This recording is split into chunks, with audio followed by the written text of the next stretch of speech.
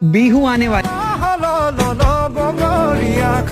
शोंकुराज कॉन्वर ने इस गाने में बीहू के पूरे सेलिब्रेशन को इन 2 शब्दों में लाकर रख दिया। एक बार बोल के देखो।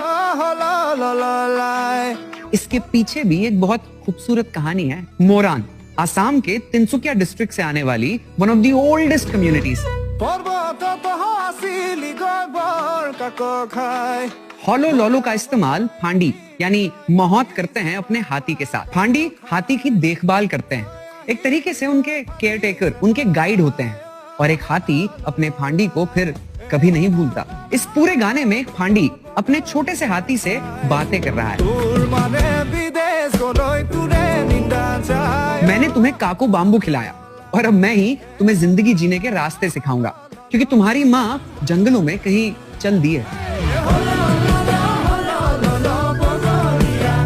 एक हाथी अपने फांडी से